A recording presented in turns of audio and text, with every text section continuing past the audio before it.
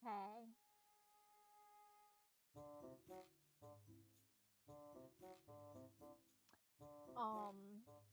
Guys, like my void? It's loud in my ears. I need to turn this down personally. Actually, I just turned my laptop down. I figured out OBS. I figured it out. Because I looked up some stuff. I figured out how to use scenes and, like, how to use chroma key. Here's my... Wait, I could just...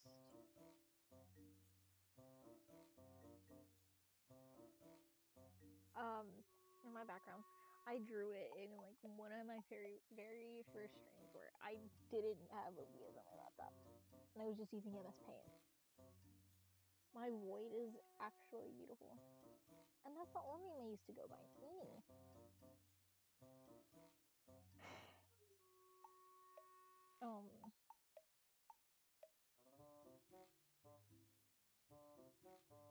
I don't know what we're gonna do today.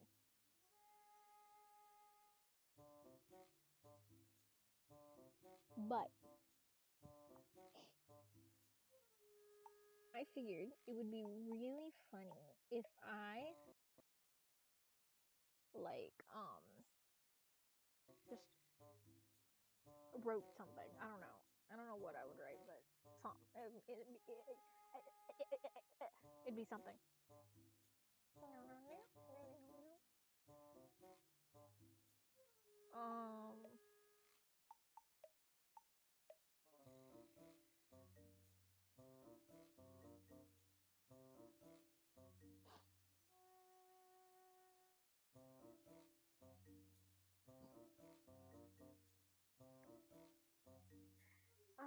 It really depends on what I wanna write. I have nothing in my brain. Ooh. What if we like wrote some stream ideas for like the very future, like stream goals? I'll make Ghostface not Ghostface, No Face for my new profile picture on Google because I have not changed that shit ever.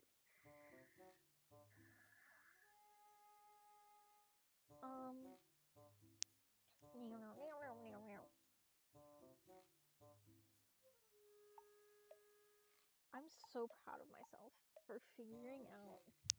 All I gotta do is figure out chat, because I don't know how to make chat on screen, so I can't see you. It's not on the screen. Sadly, I can't speak.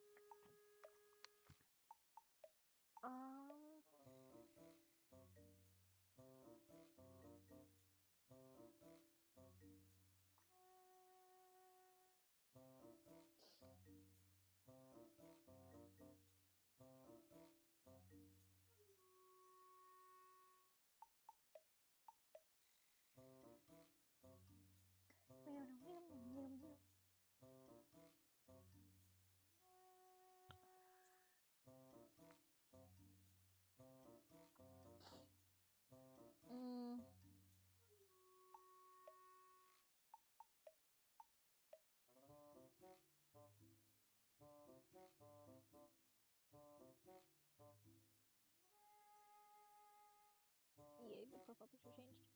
I almost forgot to reload the page.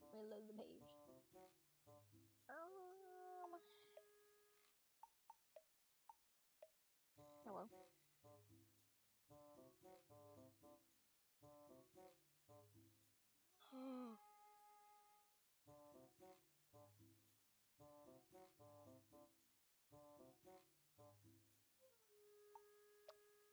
Oh my god.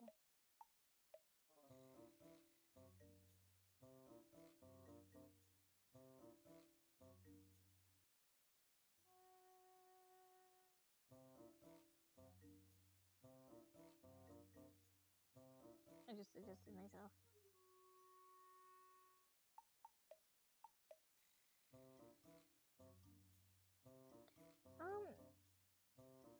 Okay, so the plan is that we don't have a plan and we just ball. I only really wanted to show off my new OBS skills because I am so proud of myself in what I had taught myself to do. The very basics of of chroma keying and making layers and scenes and stuff. I feel so smart. I feel like I should stream more often. But I am terrible at keeping schedules.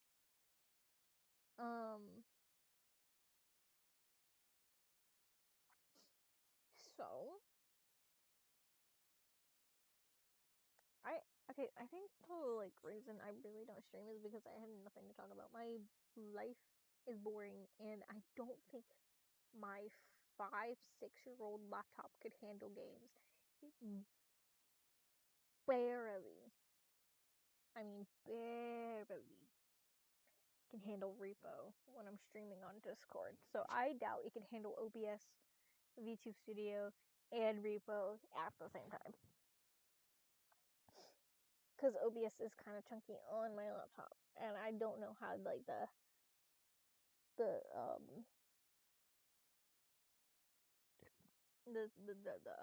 sorry, excuse me.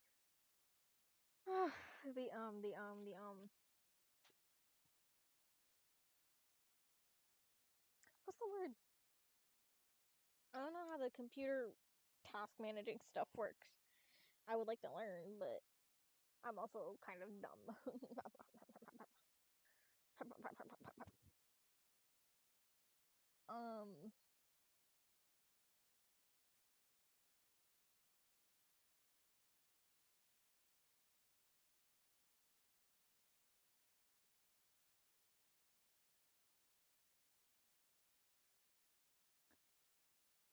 Oh yeah, I've been watching one of my favorite things just right now so far.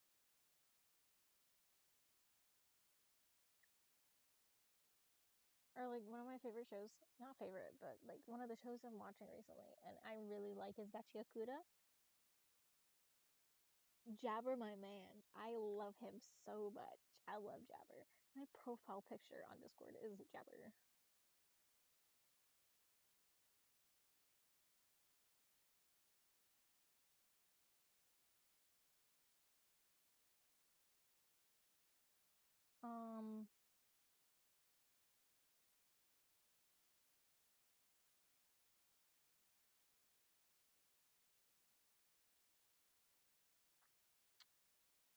Also, I've also been playing Minecraft recently. A lot of Minecraft. I started playing Fortnite, and I made my parents get me the Hatsune Miku skin because I love Hatsune Miku. She's the diva of all time. Sekaide.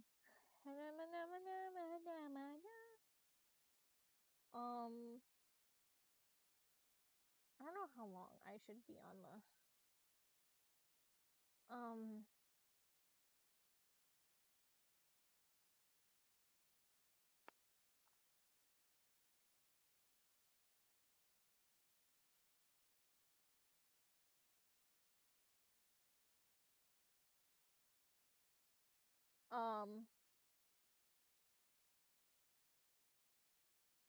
hold on, let me get there.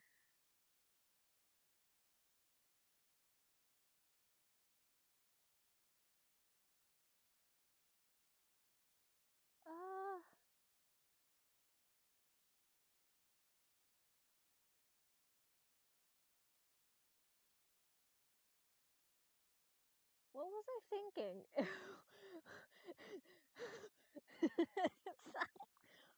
What was I gonna say? I forgot. I forgot what I was gonna say. I'm gonna cry. Low key, I have OBS open on my laptop only because I like watching myself move. I like seeing my VTuber model move, even though it's only the default when I'm using the laptop webcam. I like seeing the model I'm using move. I can't wait to get my own.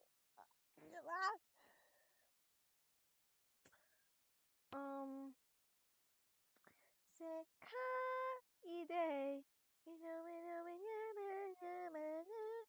Where'd my music go?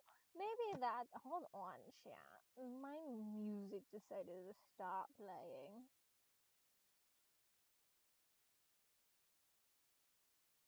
Okay, I think I need to close out some stuff. Cause I have four thingies open.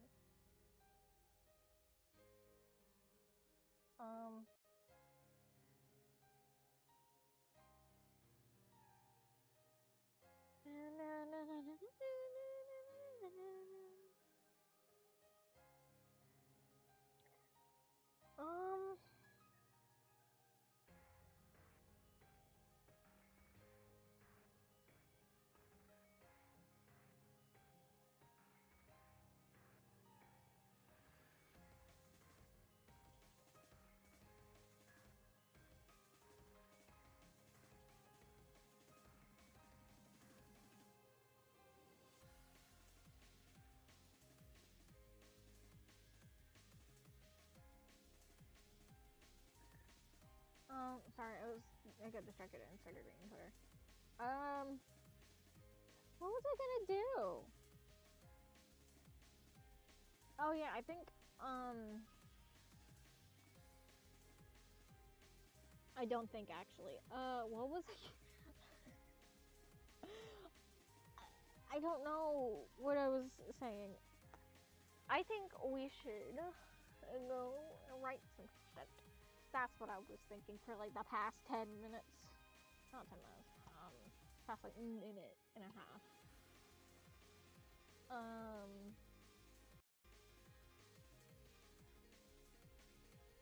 Is this right? Oh. Sorry guys, I had to dance a little bit. I forgot I did that when I pressed the button. Oopsies. Because I have only, okay, fun fact, I only have my laptop, as I said before, 5 years. 5 years old, 6 years old, going strong. Just really laggy. And can't really handle much because it's work laptop. Yeah. But I have hotkeys binded to both YouTube Studio and OBS. Like, I have 1, 2, 3 binded, and then the home, up page, down page, and end for like muting and stuff.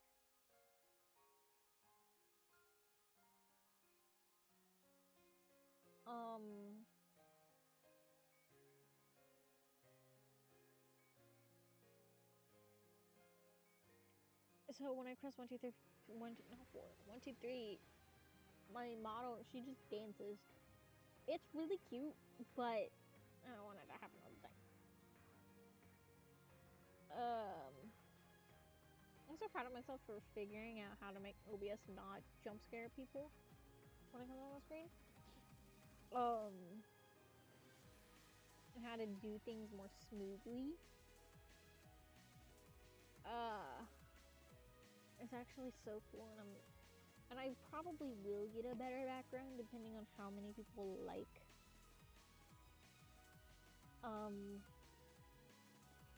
Like, I'm not changing the starter screen until I find, like, I'm not, I like my starting scene screen. It's cute. I like it.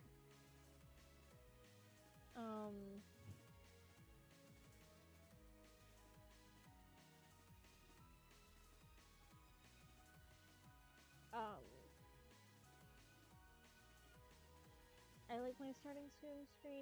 I like it. Oh, that translated to me. I'm not gonna change my starting screen for a while, but I want to have a better background when I do have like a brand going for me, and not just like a default model that comes with the application and some random bullshit that I drew. Anyway, Google Doc. Where'd it go? Hold on.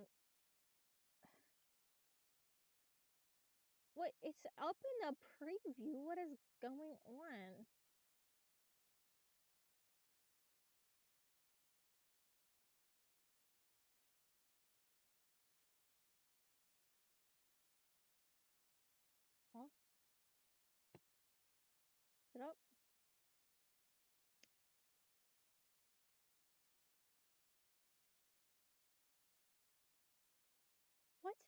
is it?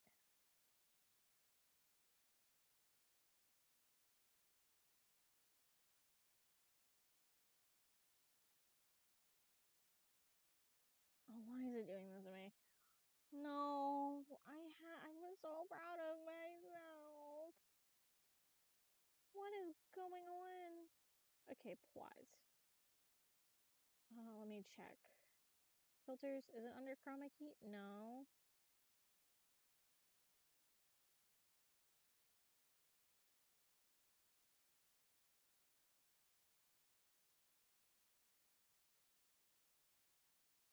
Nope.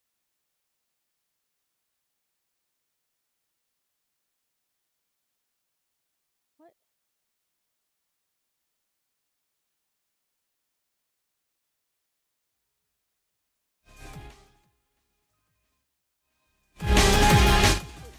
Oops.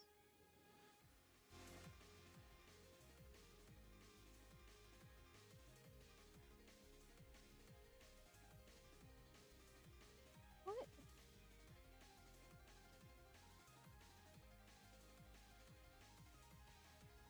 What is going on? Anyway, change of plans. Never mind. We're not doing that. We're not. Maybe, hold on. Maybe if I do something real quick.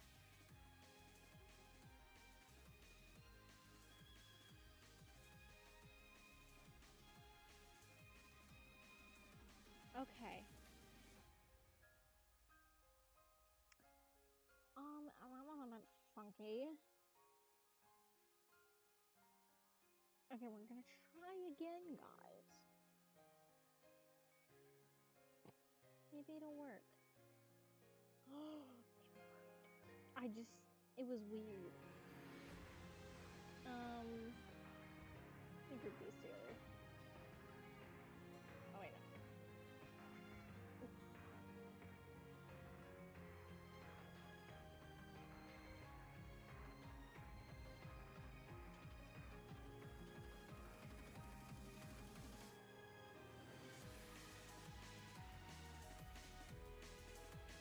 Okay, perfect.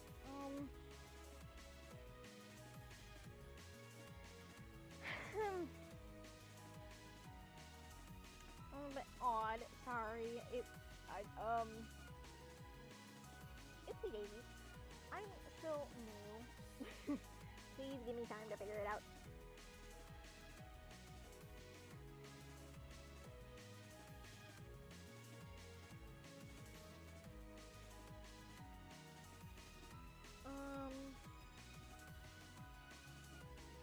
You guys, your names for me are gonna be stinkies. Wouldn't that be really funny? To be called Stinky, and I call you Stinky Peasy if he's gonna be mad at you. That'd be really, really super duper funny. Right?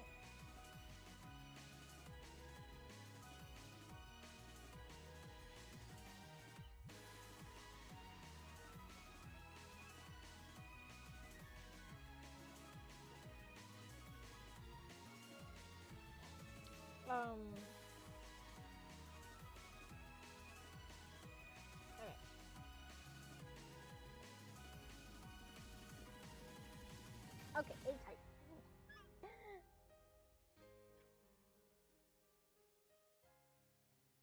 I feel so happy. And I feel like this is gonna be fun.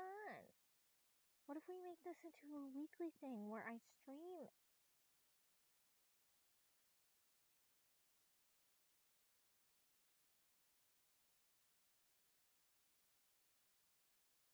What if we turn this into like a weekly thing where I stream me making a schedule? And also, thank you, Lunicia,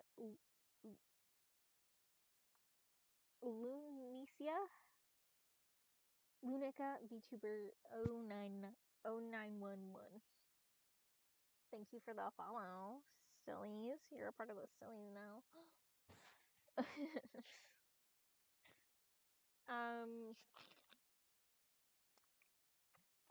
Probably shouldn't be drinking soda, but I don't care.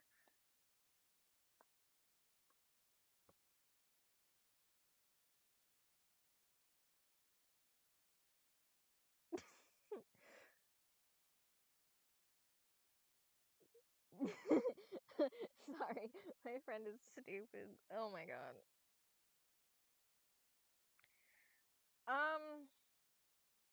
Anyway, what I was saying was, what if I do a weekly thing where, sorry, my wrist, where I like go onto the stream and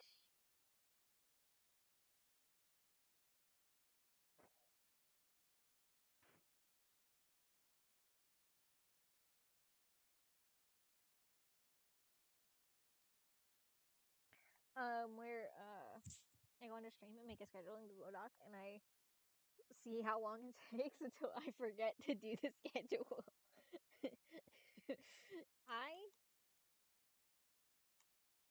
am like not the best at like keeping up with schedules. I've tried with like several different methods. I tried writing it down, which worked for like a week.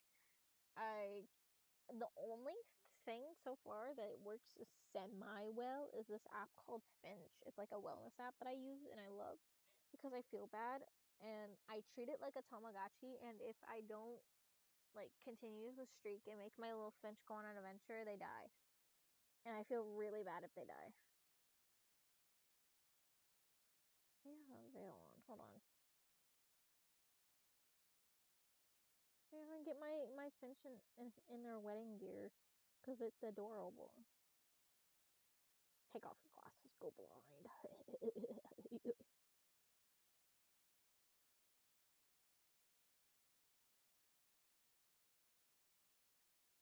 There you go, pretty.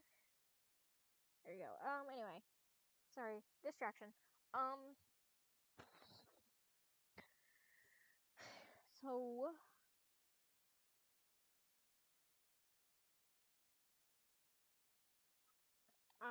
I don't know.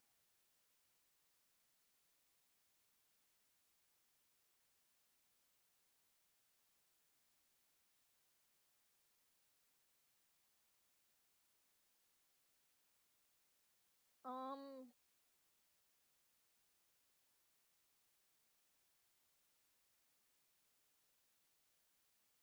a shit ton of reposts. Oh my god.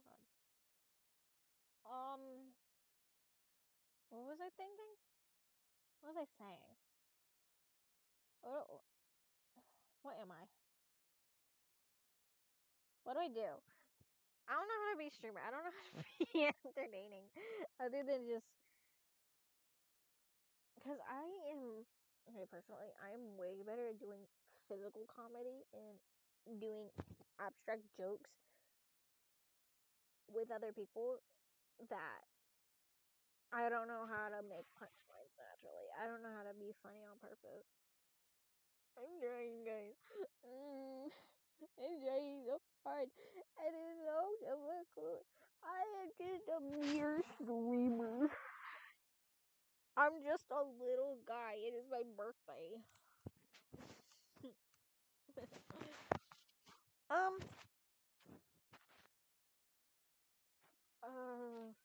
there hasn't really been any updates. Uh,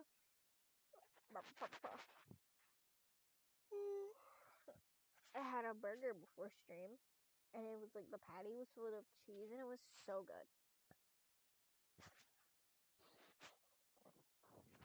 Oh yeah, I've been playing a lot of Honkai Star Rail too. I have a mildly controversial opinion.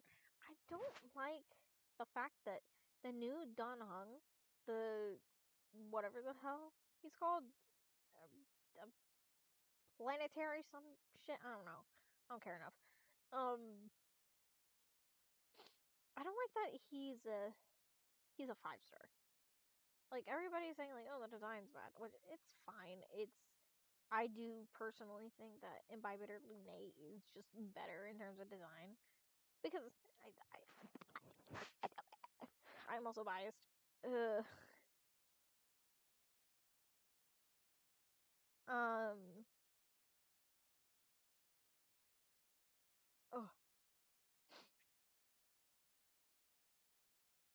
Oh, also like really biased, but it's not the fact that he's taller. Like the design is alright, albeit I think it's tiniest bit boring, but that's also coming from after we got Fine On.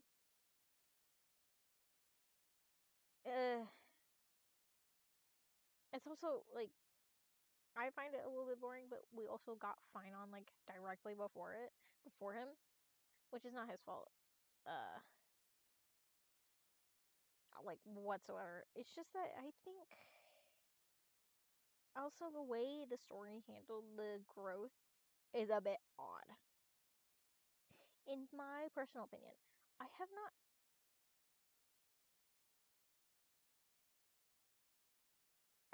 like finished the main like the Trailblaze quest or whatever yet, but I think I'm close to the end. I don't know.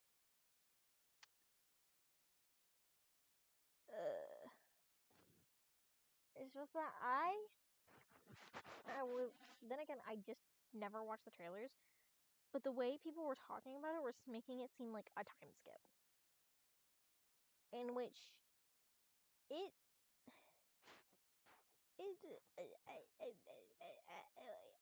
it it kind of was, but it was also the way it was presented was really confusing. Like I cannot honestly tell. Like there was a montage, yes, of him going through the motions of finding the Trailblazer, but which I loved it. It was gorgeous. The artist they got for that is so goated. And I want to watch it again, but like I want to finish the story first. um, what was I saying? Oh, like I don't know if him like the montage was like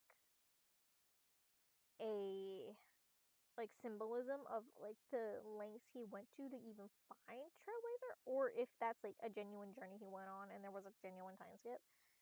That's a little unclear. Then again, I was so enraptured with the with the animation that I forgot what he said, like what Dan Hung was saying, like at all. Um,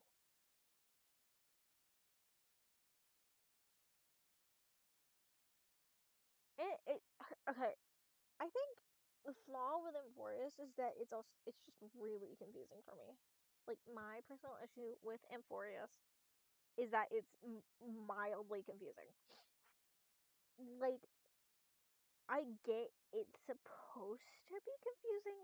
I think it's just that I would like to understand the story, which I'm trying my best, but there's like the time flow stuff. It never makes sense to me.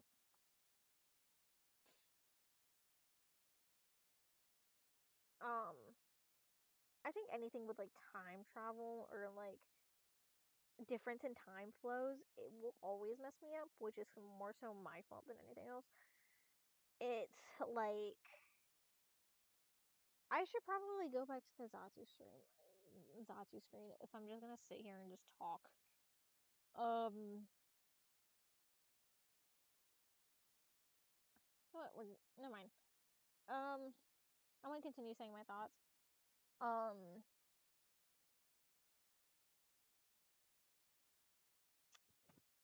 with Emphorius, the like it's always time flow differences always confuse me because I try to think about it like in relative to other characters, like how Lygus, I think it was, explained that or like it's been stated several times that Emphorius flows on like a faster time fluctuation than the rest of wherever the hell, which is gonna be which is normal because it's a different planet, quote unquote planet. Um, why is it doing that? It's a different quote unquote planet, and it's on a different field of time. Um, but like in relative to the characters, how does it make sense? Is what my issue is. I try to logic it too much, I think.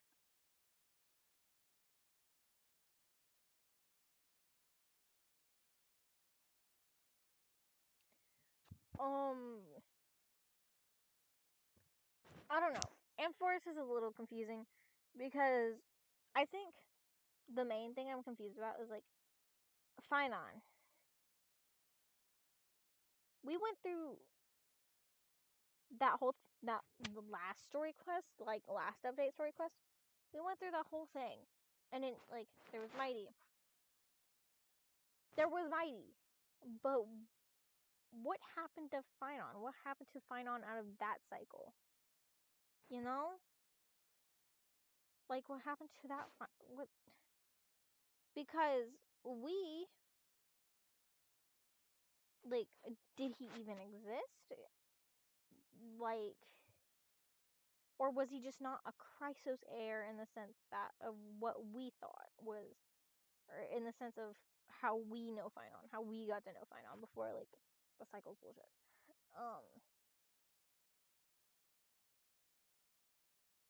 You know,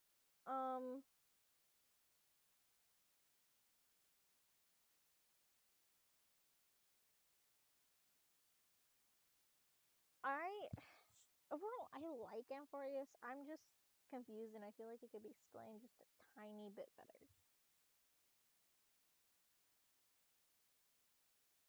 Like, then again, I kind of skipped through because I was trying to catch up, which is also my fault.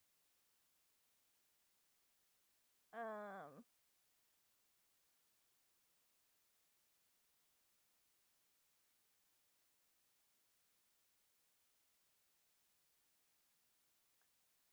Anyway, daily done. Not daily. I don't know if I'm gonna stream daily actually. I do want to get better. Wait, goals. Hold on. Goal. Idea.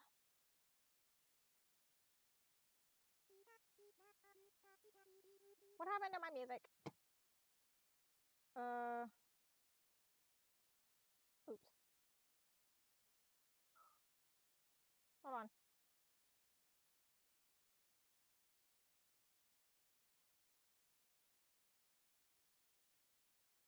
My music vanished. Uh-oh. It's probably better if I play this on Spotify, but I don't feel like it.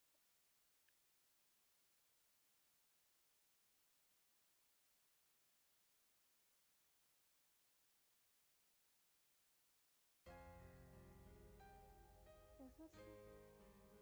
What happened? What happened to my playlist? Why did it do that?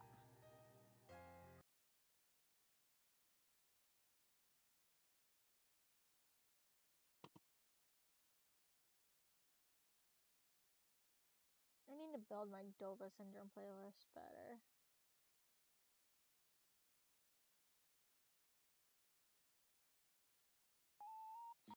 There we go. It's the VTuber music.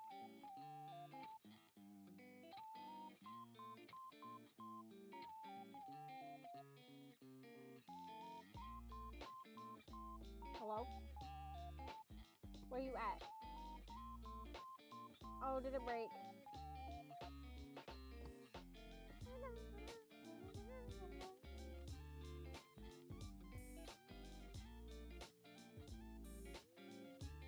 Oh, don't tell me it broke.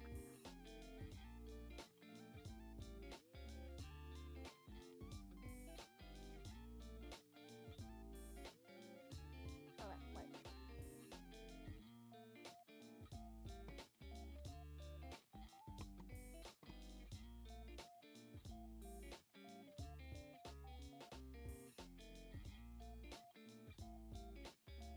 Why you do that?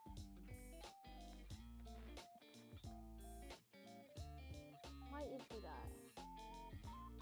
What happened? Oh, I think it's because of the name. Okay, that's so odd, but you know what? It's okay. Okay, goal number 1. Stream schedule. Better stream schedule. Slash habits. Because I'm just a silly goose who's trying my best.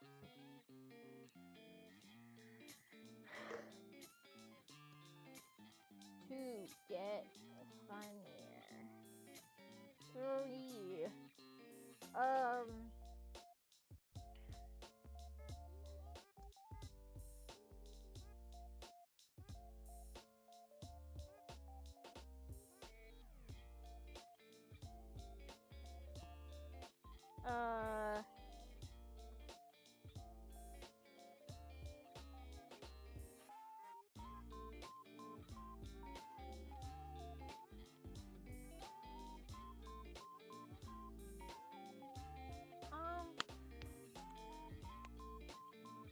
Make money.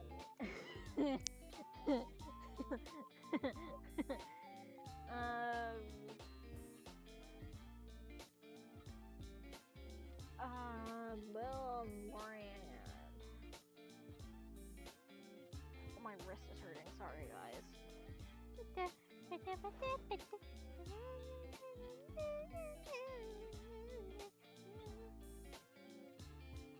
Make money? Very American of you. Fuck you, novella.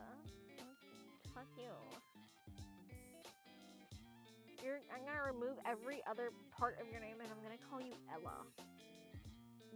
Bitch. Nah. Are you proud of my streaming? What happened to my model? Hello. Is that just me? Hold on. Vella or novella. I'm gonna call you Ella. 'Cause fuck you. No, I'm kidding. Okay, I was making sure I'm moving.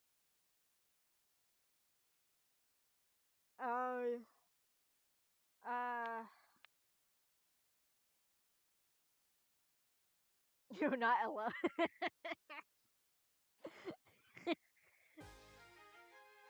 Oh, I love this music.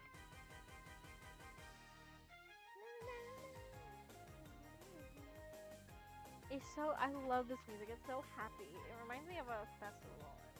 Or, not like a festival, but not a carnival. Like a day out. You know? How they go quieter music. It is quiet! It just won't. Is this better? For your sensitive ears? But no, for real. Is this better? I've tried. I don't know how to balance. I'm trying my best to balance.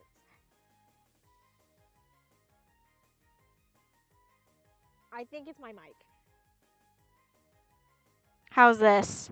How is it? Is this better? Hello? Hello? Ah.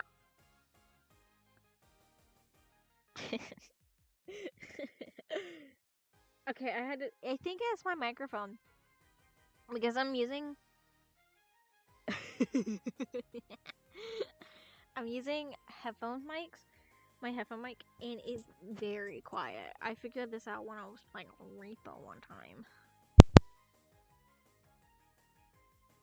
I pressed a button on my headphones. I probably shouldn't do that because I saw the meter go red. Anyway, build brand. Okay, better stream schedule. Get funnier. Acquire a better setup to have higher quality entertainment. And slash streams.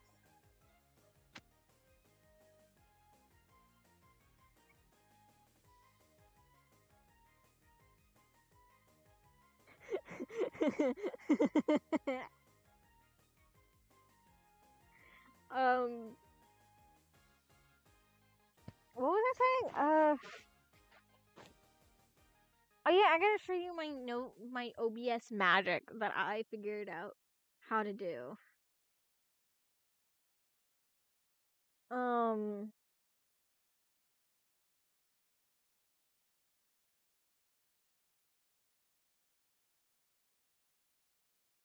I lost my train of thought.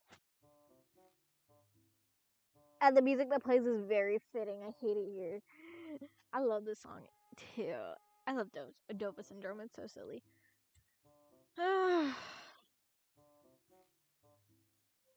What was I thinking?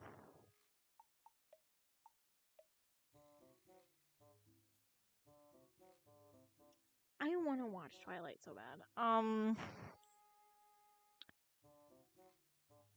But also that sounds fun. I ate a burger before stream. So, also I'm looking down because I'm looking at chat on my phone because I don't have a second monitor. What else should I have goals? I want at least 10, like, not 10, but maybe get to 10 goals.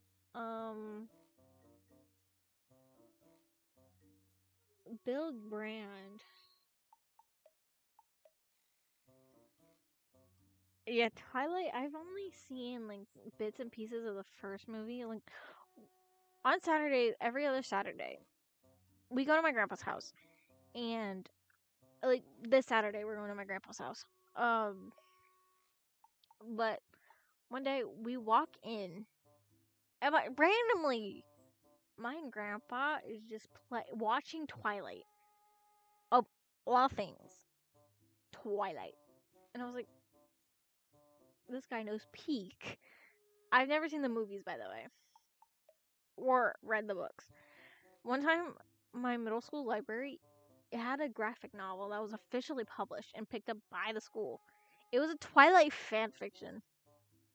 And I had no idea. And I thought it was cool because it had vampires in it.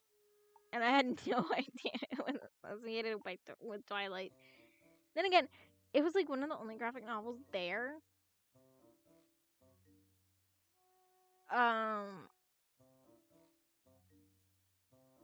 No, I don't think this is an American thing. I think it's just my school thing.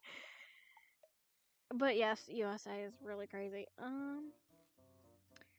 But because in middle school, we were forced to check out at least one book a year or something like that. I don't know. I never really cared for the rule. We only went to the library because we had to. I barely stepped foot into the library personally because I don't read, like, at all, despite having a lot of books around me. Wait, I know my goal. Type. Okay, there we go. Get better at singing. I do have a book, that I read a little bit of. I have a book called God in the Shed by A God in the Shed by J.F. Dubeau.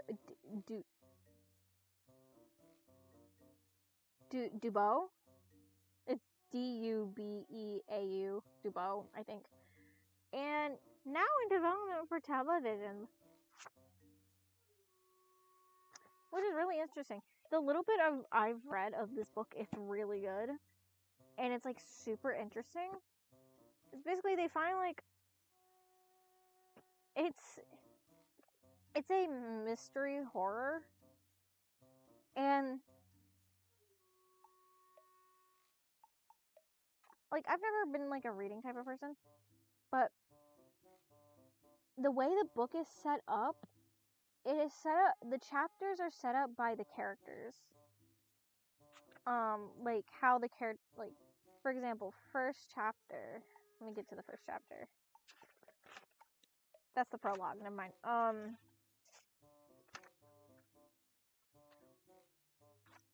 Oh, the first chapter is called Crowley. It's not chapter 1, blah blah blah. It's just Crowley, and then Venus, and then Randy, and then it's so good. I think the setup is really interesting. And basically the plot of this book is like these kids. Hold on, I'll just read the synopsis. I think it's like mystery religion horror, which I think that's only based off the title and a little bit I've read. Let's read the synopsis, if I could read. The village of Saint Ferdinand has all the trappings of a quiet life. Farmhouses stretching from one main street, a small police precinct, a few diners and cafes, and a grocery store. Though if an out-of-towner stopped in, they would notice one unusual thing.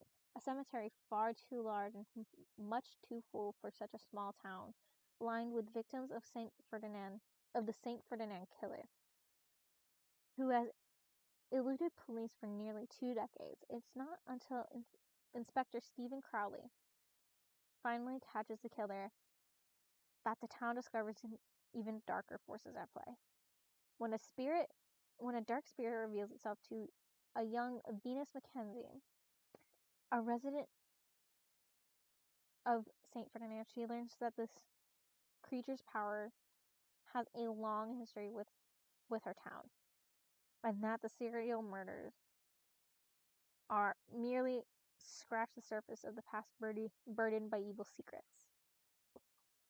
Like, the plot is so interesting. I love like small town mysteries. Like, one of my favorite series is like Gravity Falls. I'm very and like a plot I'm very interested in is like it, where like it's like it has to be so specific for me, and like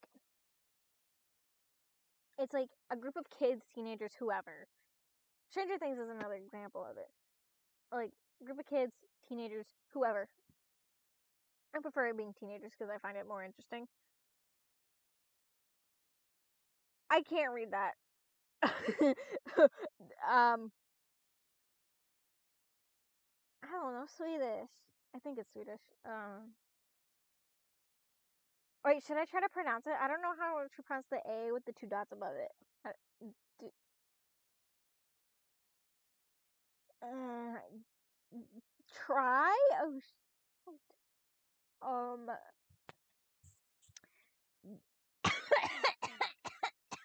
that's my pronunciation.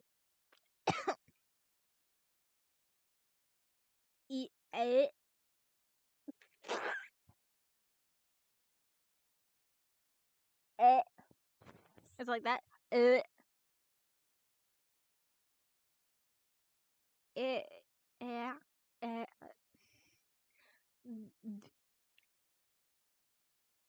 Do air.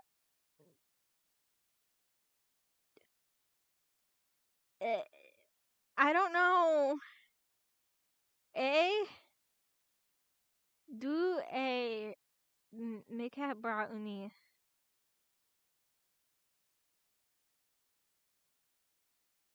Did I do it?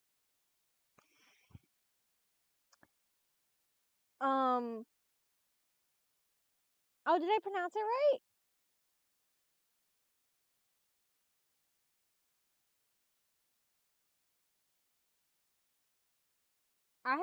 Okay. Well, because I don't want to be disrespectful. I don't want to be disrespectful and make it seem like I'm mocking the language when I'm not. I try so hard to pronounce it correctly. Pronounce, like, words of a foreign language correctly. And get the accent correct, at least. What does that mean, though?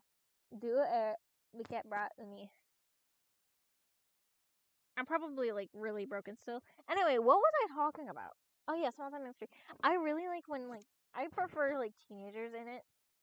Not super right, but well enough. Okay. That's good enough. Thank you. Yeah. But what was I talking about?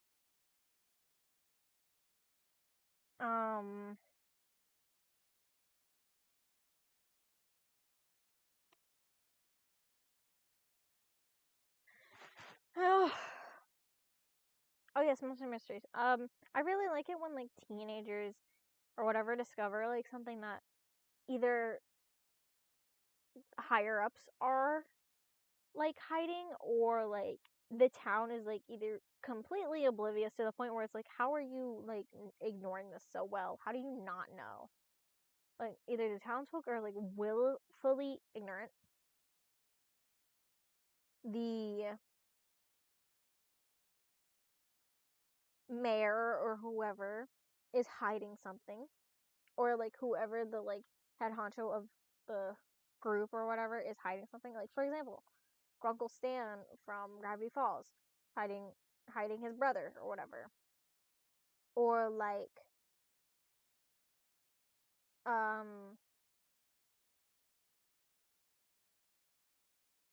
think that's the only like example I can think of. But I love that kind of genre where like they discover something that they probably shouldn't have discovered, but also like bring it to light so they can actually like do something about it and not just ignore it. It's I eat that up so I eat that up way too much. I think the only exception of to that I haven't got exceptions I haven't gotten that I haven't gotten into that much is I think Stranger Things and It. Because I don't know. I don't like Stephen King. Like, yeah, he's like a horror genius, and like the stuff he writes is actually so good. Kind of. Like a very few things are very like not very few, but like a good amount of things are really good. Like The Shining and It and Cujo. Like all those are good. And Stranger Things like the 80s concept is good. It's just after the first few episodes that I've had seen, it's meh, in my opinion. I also just don't get into live action stuff that often. So there's that. I had another thought. I don't know what it was. I don't think, guys. I don't know if you knew this, but I don't think I have nothing going on up in my I have nothing going on in my brain. I'm being so for real. Oh, I knew what I was gonna have to mention. Okay, it's okay. Bye, no, bye, bye.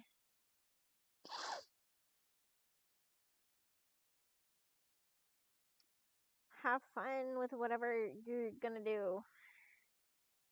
Be back later if I'm still streaming. I'm kidding. You don't have to.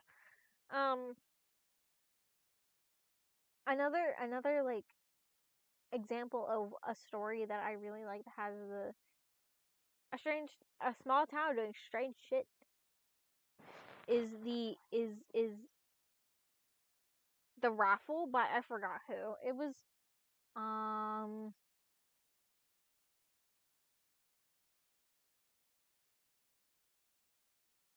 um because I'll read it out for real quick.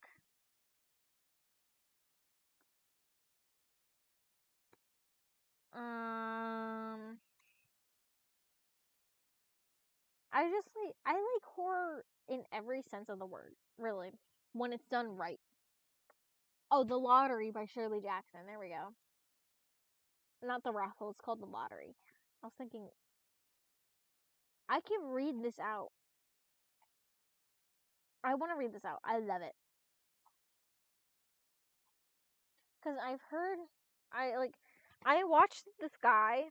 He's like a book nerd. He does like book analysis and stuff on like creepypastas, SCPs, short stories, or like whatever book interests him. And like I got into him like for like he was doing like splatterpunk type stuff.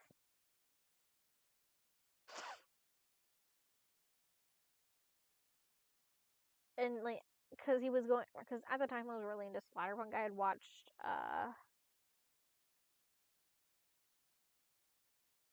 Repo the Genetic Opera.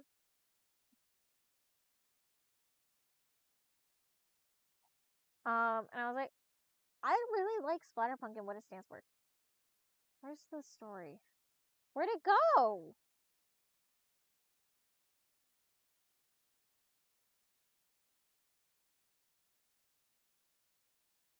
I hate the New York Times. I like so much. What do you mean I can't read unless I pay? Bullshit. Anyway, uh, I could probably find Aaliyah.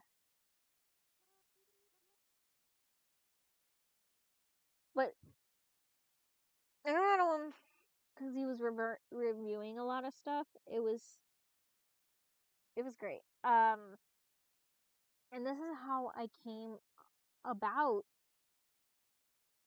this story, and I kind of want to read it out right now.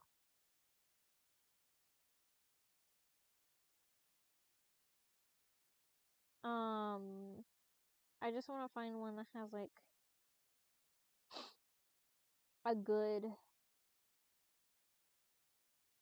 I want summary analysis.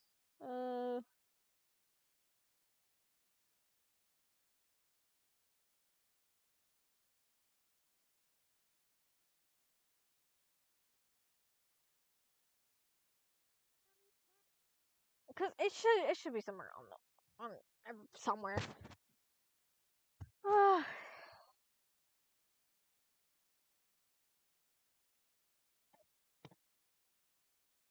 Oh, perfect. Cause it's something I can actually read.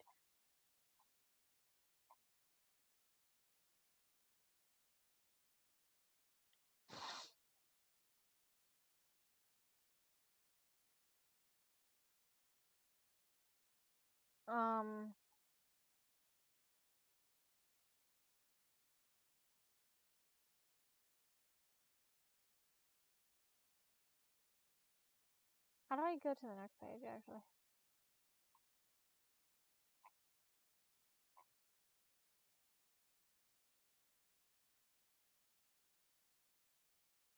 Oh, this is just the full thing. It doesn't have pages. I think.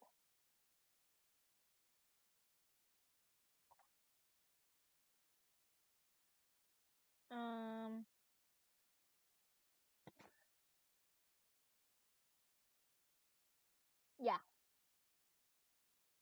Okay. This also goes into the splatterpunk genre. I love being a nerd, guys. Being a nerd is so fun. I love having useless knowledge.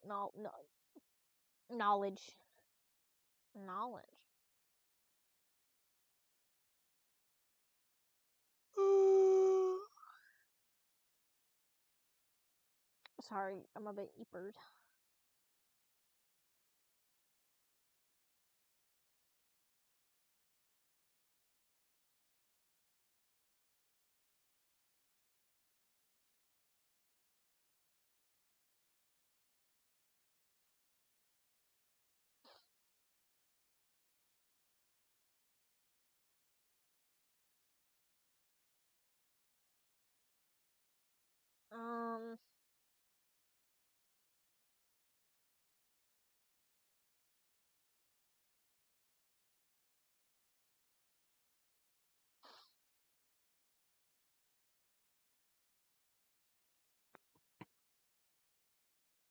I low-key want to read this, actually. Sorry, I kind of blanked out, guys.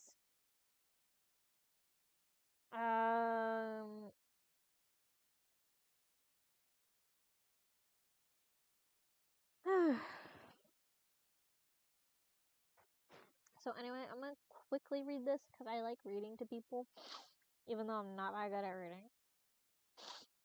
Oy. Oh, my nose is suddenly so stuffy. Water, because I feel my voice getting scratchy.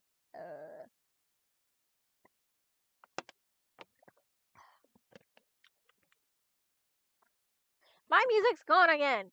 What the freak? Okay. What is going on? I didn't realize my music was gone again. Oopsie, sorry guys. YouTube's been doing this thing where it's like, it just stops playing when I'm not on the tab for long enough.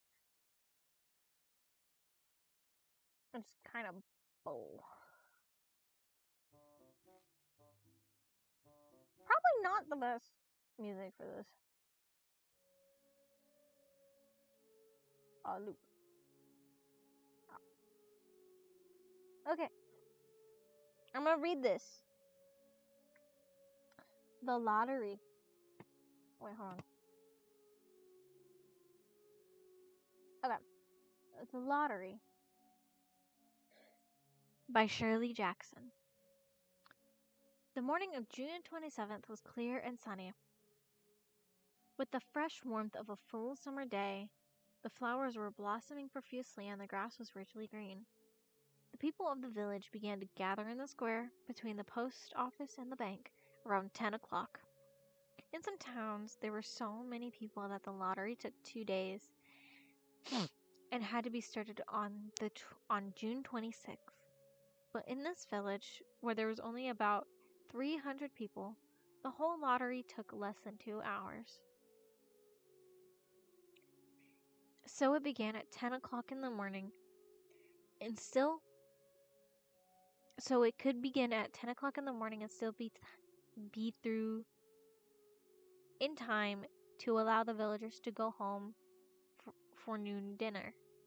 The children assembled first, of course.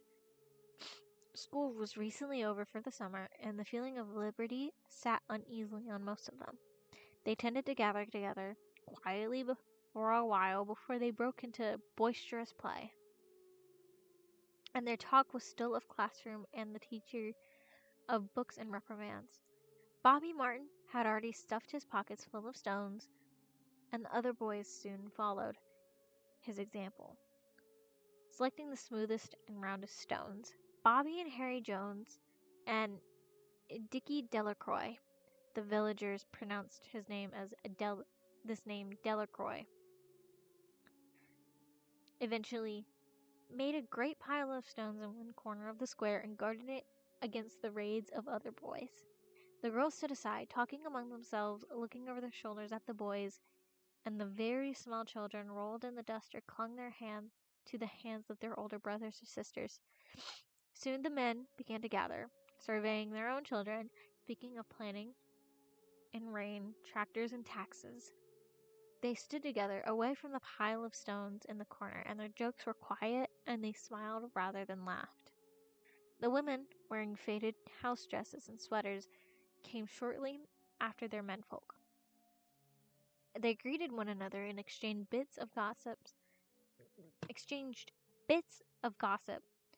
as they went to join their husbands. Soon, the women standing by their husbands began to call to their children, and the children came reluctantly, having to be called 4 or 5 times. Bobby Martin ducked under his mother's grasping hand and ran, laughing back to the pile of stones. His father spoke up sharply, and Bobby came quickly and took his place between his father and his oldest brother. The lottery was conducted, as were the square dances, the teenage club, the Halloween program, by Mr. Summers, who had time and energy to devote to civic activities. He was a round-faced, jovial man, and he ran the coal business, and people were sorry for him because he had no children and his wife was a scold. That sounds like a slur. Sorry. When he arrived in the square, carrying the black wooden box, there was a murmur of conversation amongst the villagers, and he waved a hand and called, "A little late today, folks." The postmaster, Mr. Graves, followed him, carrying a 3-legged stool. And the stool was put in the center of the square, and Mr. Summers set the black box down on it. The villagers kept their distance, leaving a space between themselves and the stool. When Mr. Summers said, "Some of you fellows want to give me a hand," there was a hesitation before 2 men, Mr. Martin and his oldest son, Baxter, came forward to hold the box steady on the stool while Mr. Summers stirred up the papers inside. The original paraphernalia for the lottery had been lost long ago, and the black box now resting on the stool had been put into use even before Old Man Warner, the oldest man in the town, was born. Mr. Summers spoke frequently to the villagers about making a new box, but no one liked to upset even as much tradition as was represented by the black box. There was a story that the present black box had been made with some pieces of the box that had preceded it. The one that had been constructed when the first people settled down to make a village here. Every year after the lottery, Mr. Summers began talking again about a new box. But every year the subject was allowed to fade off without any things being done. The black box grew shabbier each year. By now, it was no longer completely black, but splintered badly along one side to show the original wood color, and in some places faded or stained. Mr. Martin and his oldest son, Baxter, held the box securely on the stool until Mr. Summers had stirred the papers thoroughly with his hand.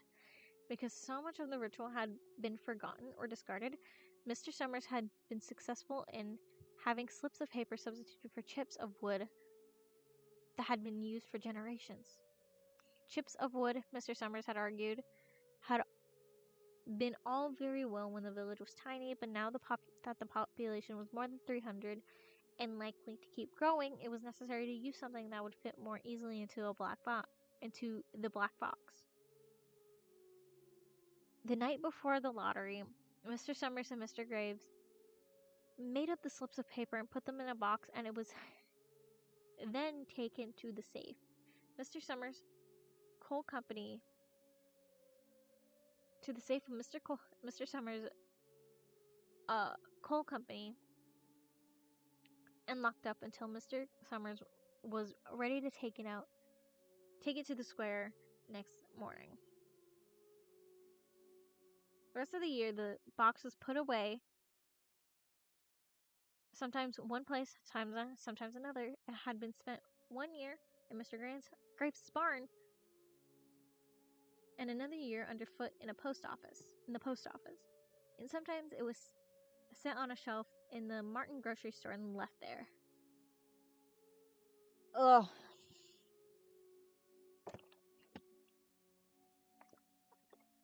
There was a great deal of fussing to be done before Mr. Summers declared the lottery open.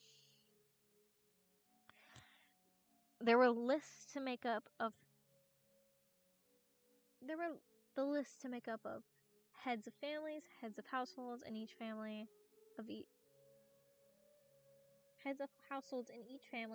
members of each household in each family.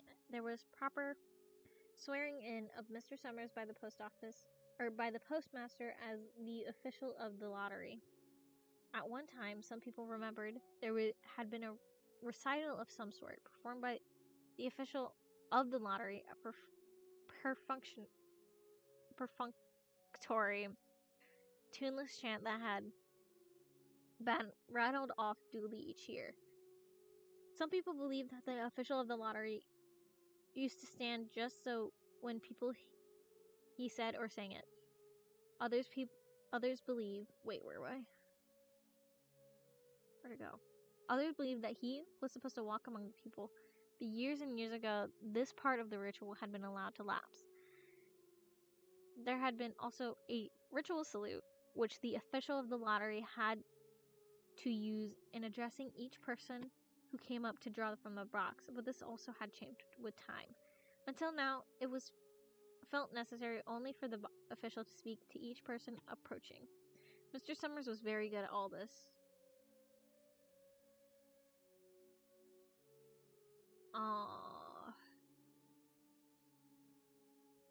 Lost it. This website's ass. Mr. Summers was very good at all this. In his clean white shirt, blue jeans, with one hand resting carelessly on the black box, he seemed very proper and important as he talked interminably to Mr. Graves and the Martins. Just as Mr. Summers finally left off taking and turned to the assembled villagers, Mr. Hutchinson came hurriedly along the path to the square, her sweater thrown over her shoulder, and slid into place in the back of the crowd. Clean forgot what day it was, she said to Mrs. Delacroix, who stood next to her, and they both laughed softly. Thought my old man was out back stacking wood, Miss Hutchinson went on. And then I looked out the window, and the kids was gone. And then I remember it was the 27th, and came a running. She dried her hands on her apron, and Mrs. Delacroix said, "You're in time, though. They're still talking away up there." Mrs. Hutchinson craned her neck to see through the crowd and found her. Found her husband and children standing near the front. She tapped Mrs. Delacroix on the arm as a farewell and began to make her way through the crowd. The people separated good-humoredly to let her through. 2 or 3 people said in voices just loud enough to be heard across the crowd, "Here comes your Mrs. Hutchinson. And Bill, she made it after all." Mrs. Hutchinson reached her husband and Mr. Summers, who had been waiting, and said cheerfully, "Thought we were going to have to get on without you, Tessie."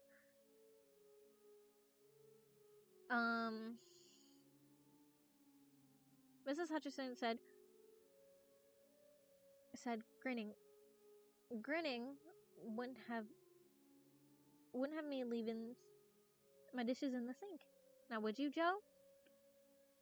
She said, and soft laughter ran through the crowd as people started back into position after Mrs. Hutchinson's arrival. "Well now," Mr. Summers said soberly, "yes, we better get started. Get this over with so we can go back to work. Anybody in here?" "Dunbar," several people said. "Dunbar. Dunbar." Mr. Summers consulted his list. "Clyde Dunbar," he said. "That's right, he broke his leg, hasn't he? Who's drawing for him?" "Me, I guess," a woman said. And Mr. Summers turned to look at her. "Wife draws for her husband," Mr. Summers said. "Don't you have a grown boy to do it for you, Janie?" Although Mr. Summers and everyone else in the village knew the answer perfectly, it was the business of the official of the lottery to ask such a question. Formally, Mr. Summers waited for an expression of polite interest with Mrs. Dunbar, while Mrs. Dunbar answered, "Horse is not but 16 yet," Mrs. Dunbar said regretfully. "Guess I gotta fill in for the old man this year." "Right," Mr. Summers said. He made a note on the list he was holding. Then he asked, "Watson boy, drawing this year?" A tall boy in the crowd raises his hand. "Here," he said. "I'm drawing for my mother and me." He blinked his eyes nervously. "Shit, what the fuck? What is it doing? Stop it!" I was scrolling and I didn't want to do. A tall boy in the crowd raised his hand. "Here," he said. "I'm drawing for my mother and me." He blinked his eyes nervously and ducked his head as several voices in the crowd said things like, "Good luck, good fellow, Jack." And he said, "I'm glad to see your mother's got a man to do it." Well, Mr. Summers said. "Guess that's everyone. Old man want to make it?" "Here," a voice said, and Mr. Summers nodded. A sudden hush fell on the crowd as Mr. Summers cleared his throat and looked at the list. "All ready?" he called. "Now, I'll read the names, heads of families first." And the men come up to take a paper out of the box. Keep the paper folded in your hands without looking until everyone has a turn. Everything clear? The people had done it so many times that they only half listened to the directions. Most of them were quiet, wetting their lips and not looking around. Then Mr. Summers raised one hand and said, "Adams." A man disengaged himself from the crowd and came forward. "Hi, Steve," Mr. Summers said. And Mr. Adams said, "Hi, Joe." They grinned at one another humorlessly and nervously. Then Mr. Adams reached into the black box and took out a folded paper. He held it firmly in one corner by the corner end as he turned and went hastily back to his place in the crowd, where he stood apart from his family, not looking down at his hand. "Allen," Mr. Summers said. "Anderson. Bentham. Seems like there's no time at all between the lotteries anymore," Mrs. Delacroix said to Mr. Graves in the back row. Seems like we got through the last one only last week." "Time sure goes fast," Mr. Graves said. "Clark Delacroix. There goes my old man," Mrs. Delacroix said. She held her breath while her husband went forward. Dunbar, Mr. Summers said, and Mrs. Dunbar went steadily to the box, while a woman said, "Come on, Janie," and another said, "There she goes." "Where next?" Mr. Graves said. She watched while Mr. Graves came around from the side of the box, greeted Mr. Summers gravely, and selected a slip of paper from the box. By now, all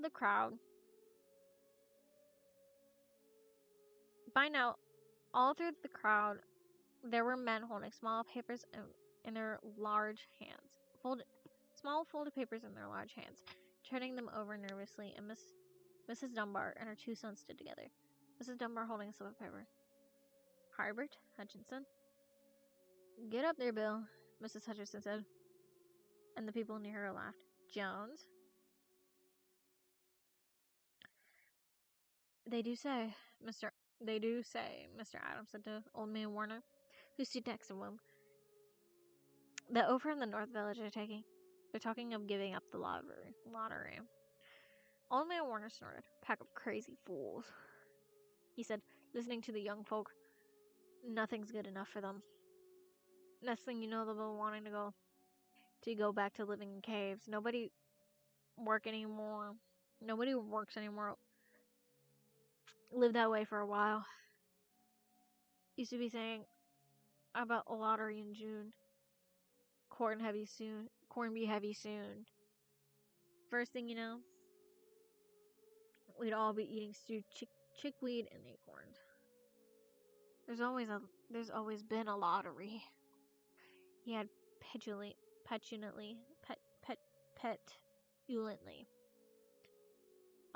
Bad enough we see young Joe Summers up there with joking with everybody.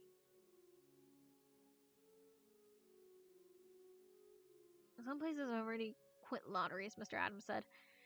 "Nothing but trouble in that," old man Warner said stoutly. "A pack of young fools." Martin and Bobby Martin watched his father go forward. "Overdyke, Percy." "I wish they'd hurry," Miss Dunbar said to her older son. "I wish they'd hurry."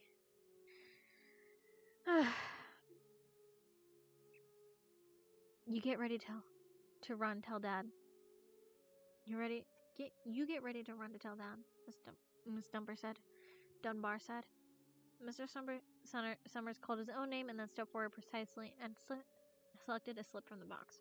Then he called, "Warner." "77th year I've been in the lottery," old man Warner said, as he went through the crowd. 77th time. Watson, tall boy, came awkwardly through the crowd.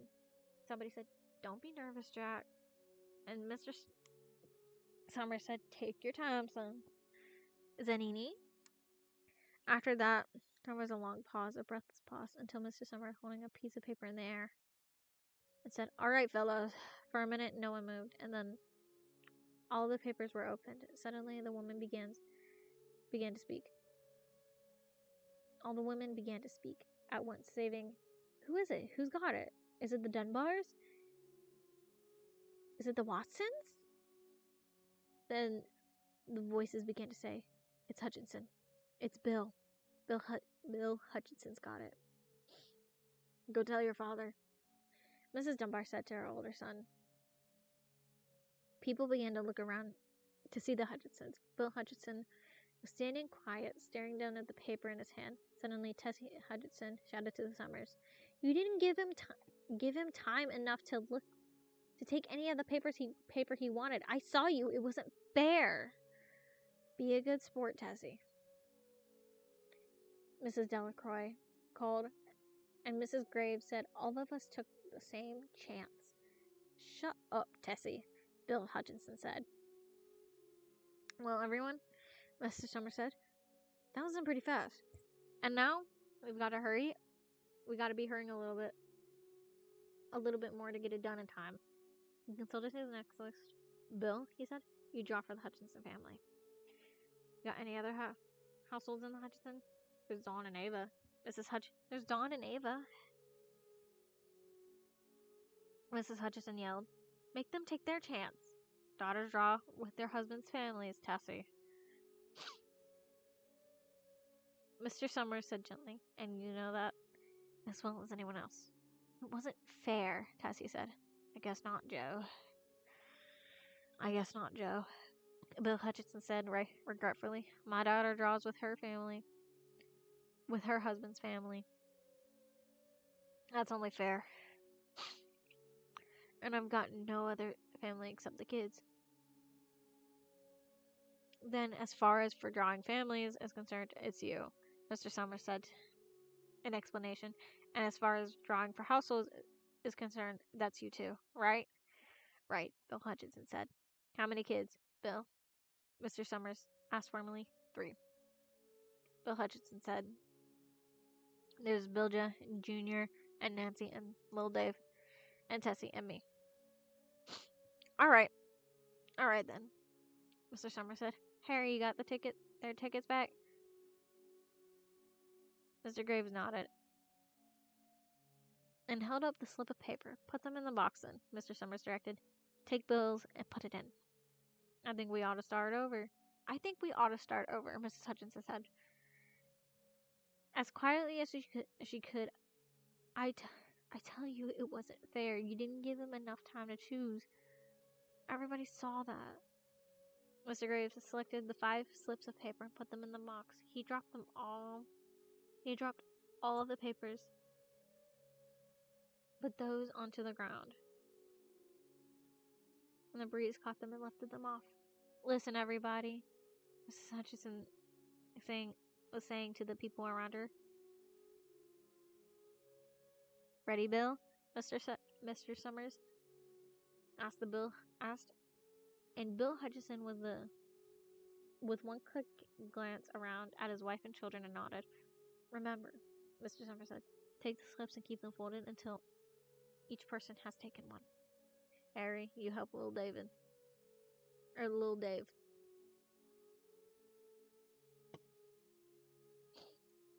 Mr. Graves took the hand of the little boy who came willingly with him up to the box.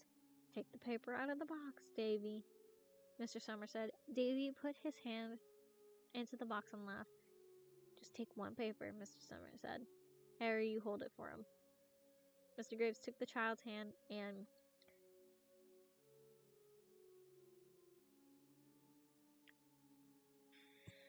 removed the folded paper from the tight fist held it while little Dave stood next to him and looked up at him wonderingly.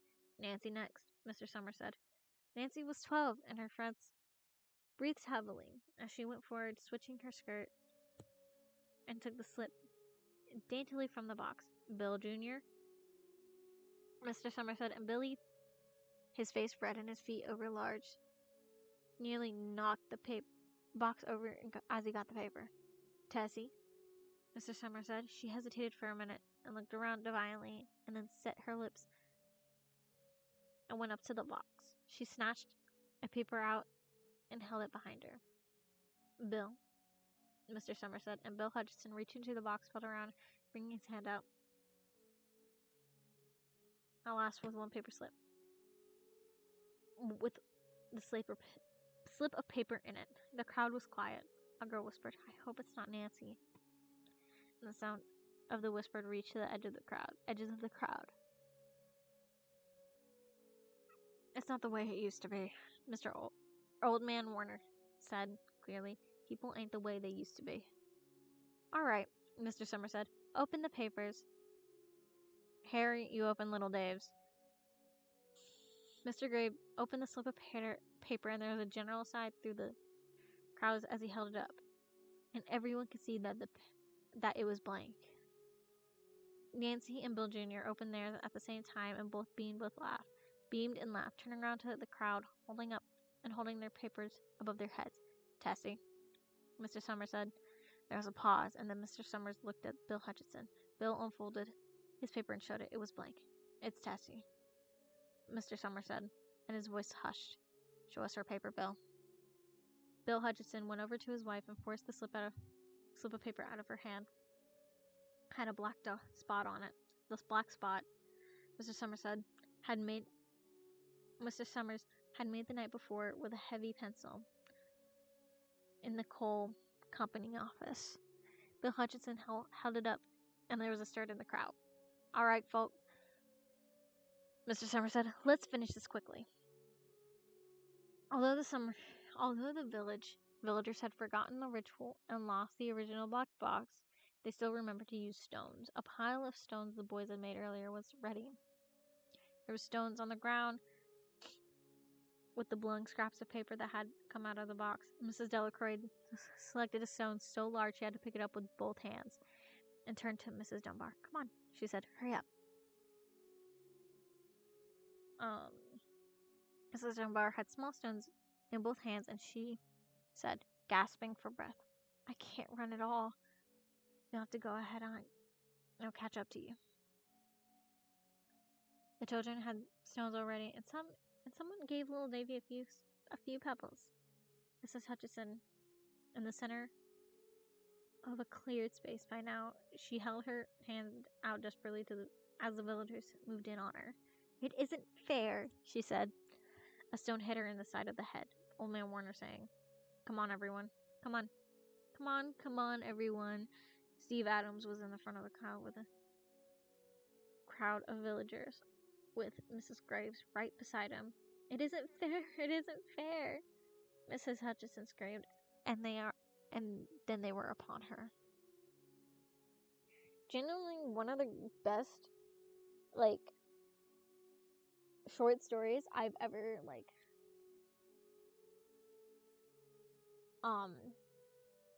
ever heard of. It was, the website I use, it's a little bit janky. They have typos. It's whatever. But I think that's the website itself and not, the story. I'm also just, bad at reading, so there's that. Also, I think I'm gonna go soon. My brother's home. I just really want to show off my, skills in, my brand new OBS skills, because I'm low-key proud of them.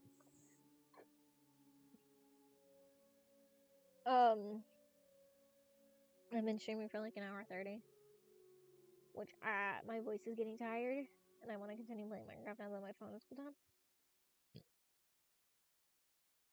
So bye, chat.